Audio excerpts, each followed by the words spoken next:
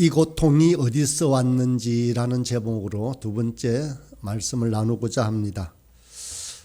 우리 인간들은 한치 앞을 내다볼 수 없습니다. 그리고 단 5분 후의 사실도 알 수가 없습니다. 혹 여러분 주변에 사랑하는 가족을 잃었거나 갑작스러운 불치병 진단이나 큰 사고로 인하여서 고통스러워하는 분은 없습니까? 더구나 이런 환난이 버거워서 하나님의 신실하심을 의심할 만큼 낭망하고 있는 분들에게 무슨 마땅한 위로의 말을 전해야 할지를 알 수 없어 하고 있지는 않습니까? 그저 그 아픔과 좌절에 공감하면서 옆에 있어주고 조용히 기도하는 일 외에는 우리가 할 일이 마땅히 없을 때가 참으로 많이 있습니다. 우리가 곁에 있다는 그 사실 때문에 그들이 위로를 얻고 또 성령님께서 내면에 힘과 용기를 주시기를 오직 기도할 뿐입니다. 오늘 본문에서 수치를 당한 여인 즉 예루살렘도 스스로 그 절망스러운 상황에서 답을 찾아가고 있는 것을 볼 수가 있습니다. 예레미야 애가는 하나님의 부재처럼 보이는 고통스러운 시간을 통해서 그 백성들이 충분히 아파하고 원망해보고 슬퍼할 수 있는 시간을 열어두고 있습니다. 당연한 고통을 어물쩍 넘겨버리고 적당하게 그저 빨리 맞춰버리려고 하지 않습니다. 고통의 이유에 대해서 충분히 묵상할 시간을 주고 있습니다. 그러다 보면 말씀을 묵상하는 내내 고통과 슬픔에 대해 긴 시간을 갖고 깊이 묵상할 수 있게 하는 것이 이 예레미야 애가의 본문의 내용들입니다. 또 이 애가를 통해서 예루살렘의 고통을 묵상하는 중에 오늘날 이 지구상에 일어나는 많은 환난과 아픔, 고통 그리고 부패와 재난에 대해서 깊이 묵상할 수가 있습니다. 그리고 이 고통을 우리들도 공감하고 기도로 함께 담당해 줄 것을 이 선지자는 우리에게 요청하고 있는지도 모릅니다. 하나님은 고통스러운 시간을 통해서 하나님의 뜻을 서서히 그러나 점차 또렷하게 우리들에게 보여주고 계시는 것입니다. 18절 19절의 말씀을 보겠습니다. 여호와는 어려우시도다. 그러나 내가 그의 명령을 거역하였도다.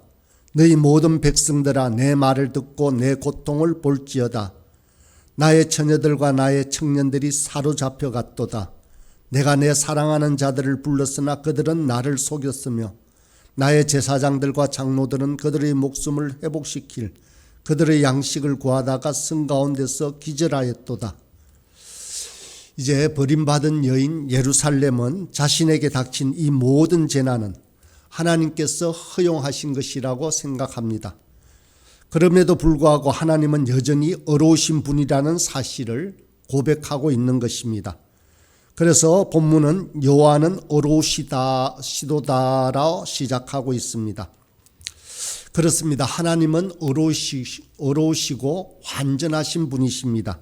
하나님은 실수가 없으시고 신실하시고 인자하심이 크신 분이십니다. 단지 우리가 당하는 모든 환난은 하나님의 명령을 거역하였기 때문에 일어나는 일들입니다. 딸 시온도 이 사실을 잘 알고 있었던 것입니다. 이 예루살렘은 자신을 신부로 부르신 하나님 한 분만 사랑해야 함에도 불구하고 이방에 의지하고 사랑하는 다른 사람을 곁에 두었던 것입니다. 그리고 그들이 도와주기를 호소합니다. 그래서 너희 모든 백성들은 내 말을 듣고 내 고통을 볼지어다. 처녀들과 청년들이 원수들에게 사로잡혀가고 제사장과 장로들이 필요한 양식을 구하다 쓰러진다라고 말하고 있습니다. 다른 것들에 의지하고 다른 것들에 더 희망을 품고 있다는 것입니다. 이 절망적인 상황을 도와달라고 하는 것이 하나님이 아니라 열방이었다라고 하는 것입니다. 그 열방을 향해서 외쳤지만 그들 중 누구도 도와주러 오지 않았던 것입니다. 애굽도 의지하던 다른 나라들도 다 헛된 것임을 깨닫게 된 것입니다. 선지자는 다시 눈을 들어 참된 능력과 도움이 되시는 하나님께로 나아갑니다. 20절은 이렇게 시작합니다. 여호와여 보시옵소서. 내가 환난을 당하여 나의 애를 다 태우고 나의 마음이 상하오니 밖에서는 칼이 내 아들을 빼앗아가고 집안에서는 죽음 같은 것이 있나이다 라고 고백합니다. 선지자는 이 유다 전체를 대표하여서 자신의 죄악을 고백하고 있는 것입니다. 그래서 나의 반역이 심히 크민이다 라고 말합니다. 나의 반역 때문입니다 라고 고백하고 있는 것입니다. 가슴으로 멸망하는 예루살렘을 끌어안고 있습니다. 그리고 이 죄에 대한 심판의 날을 잊지 않기 위해서 이 슬픈 노래 애가를 부르고 있는 것입니다. 여러분, 고통과 아픔도 휘발성이 아주 커서 날아가 버리는 것을 아십니까? 우리가 고난당할 때는 너무 힘들어하면서도 정작 그 고통이 끝나버리면 우리는 너무도 빨리 잊어버립니다. 망각이라는 도구가 참 큰 은혜로 주어진 것 같지만 이 망각 때문에 우리는 늘 죄를 거듭하고 짓고 있습니다. 우리는 고통스러운 기억들을 오래 간직하려고 하지 않습니다. 그러다 보니 우리는 또다시 죄에 빠지기가 쉽습니다. 그래서 내가 겪고 있는 고통과 환난은 어떤 의미에서는 내게 하나님께서 더욱 가까이 나아갈 수 있도록, 내가 하나님을 더욱 간절히 찾도록 하는 하나님의 확성기라고도 할 수 있습니다. 그러므로 고난과 환난을 통해서 하나님께 돌아갈 수 있으므로 그 고난과 환난은 결코 나쁜 것만이 아니라는 사실을 우리는 좋은 교훈으로 받아들이고 있습니다. 이스라엘 역사를 살펴보면 한마디로 고난과 고통과 시련의 역사입니다. 다른 나라의 지배를 얼마나 많이 받았는지 모릅니다. 애굽에서 430년 동안 그러한 종살이를 했습니다. 통일왕국을 이루었으나 분열이 되어지고 북왕국은 아수르에게 멸망을 당하고 그 나라의 지배를 받습니다. 이제 남유다는 이 바벨론의 침공을 받고 그들의 포로로 잡혀가게 되었습니다. 이스라엘은 근현대사에 들어와서도 그 고난은 계속되어집니다. 나치 히틀러에 의해서 그 종족이 사라질 위기에 처하기도 합니다. 그래서 나치 치하에 죽어간 수많은 유대인들을 기억하기 위해서 홀로코스트 기념관이 세계 곳곳에 세워져 있습니다. 이스라엘에 가면 야드바센 홀로코스트 박물관이라는 곳이 있답니다. 야드바센이란 뜻이 무엇인가를 보니까 이름을 기억하라라는 뜻입니다. 이곳에 가면 앞이 잘 보이지 않을 만큼 깜깜한 어둠 속에 코스를 따라 걸어가도록 되어 있다고 합니다. 그리고 그 어둠 속에서 홀로코스트에서 희생당한 어린아이들의 이름이 하나하나 불려진다라고 합니다. 여러분이 그곳에 있으면 어떤 느낌일까요? 아마 희생당한 어린아이의 이름 하나하나가 뼈에 사무치듯 새겨질지도 모르겠습니다. 가슴이 먹먹해지고 인간이 얼마나 악할 수 있는지에 대한 숙연한 마음으로 우리 자신을 돌아볼 수 있게 될 것입니다. 이스라엘뿐만 아닙니다. 우리 조국 대한민국에도 이런 슬픈 역사는 많이 있습니다. 이데올로기의 차이 때문에 많은 아픔들을 겪었습니다. 이로 인해서 동족이 총부리를 거누고 서로 죽여야만 했던 6.25 동란의 그러한 슬픈 역사가 그리 오래되지 않았습니다. 가깝게는 세월호 참사와 이태원 참사, 이제 며칠 전 무한 비행장에서 죽어갔던 179명의 아픈 이름도 있습니다.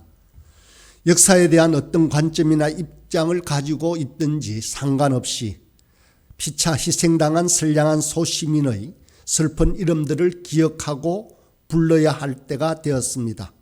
그래야 이런 비극이 다시 반복되지 않을 것입니다. 이 고통과 고난의 때를 반드시 기억해야 합니다. 그렇습니다. 이 고통과 고난의 때에 하나님께서는 진노 중에서도 긍휼을 베푸시는 분이십니다. 하나님은 자주자주 그 뜻을 바꾸실 때가 있습니다. 하나님은 후회가 없으시고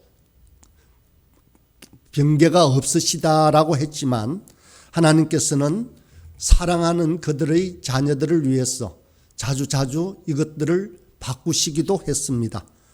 사무엘하 24장을 보면 다윗의 인구조사로 인해서 하나님께 징계를 내리십니다. 이러던 징계 중에 하나님께서는 후회하시며 긍휼을 베푸시는 모습도 나타납니다. 저와 여러분 또한 하나님의 진노와 심판을 당하지 않는 사람이 되도록 늘 깨어 있어서 하나님의 거룩하고 정결된 자녀의 삶을 살아야만 합니다. 먼저 믿은 그리스도인들이 이 땅의 죄악을 끌어안고 예레미야처럼 고백할 수 있어야 합니다.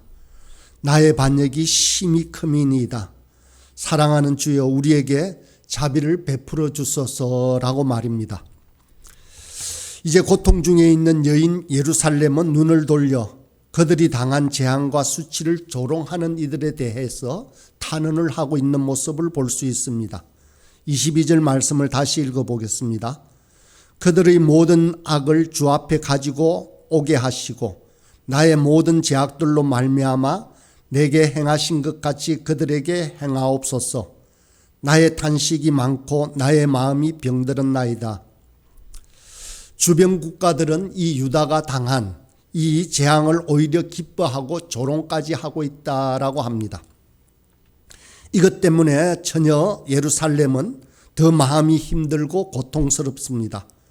바벨론에 의해 멸망당하고 성전이 파괴된 것만으로도 이 예루살렘은 충분히 고통스럽고 아파할 수밖에 없습니다.